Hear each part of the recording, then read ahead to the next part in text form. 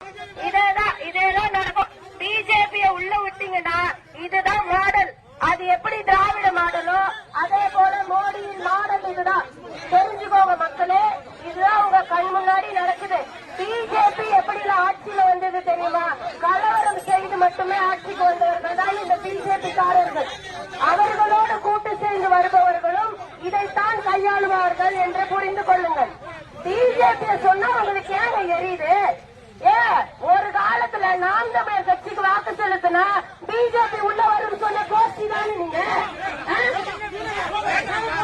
இல்ல, ஒரு காலத்துல நாம் தமிழர் கட்சி ஓட்டு போடாதீங்க, நாம் தமிழர் கட்சி ஓட்டு போடாதீங்க, பிஜேபி உள்ள வந்துடும், பிஜேபி உள்ள வந்து அப்ப எங்களுக்கு எவ்வளவு எரிச்சிருக்கோம், எவ்வளவு வலிச்சிருக்கோம்.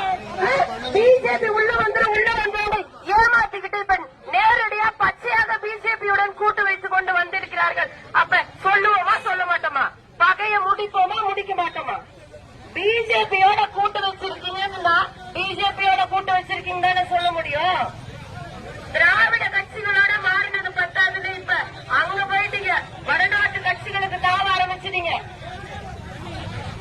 என்ன பெரிய கோட்டை, என்ன பெரிய கோட்டை, அதை பாத்துடலாம், ஒரு கை பாத்துடலாம் தானே வந்து நிக்கிறோம். பேசுவோம், மக்கள் பார்த்துக்கிட்டு தான் இருக்காங்க. ஜனநாயகமா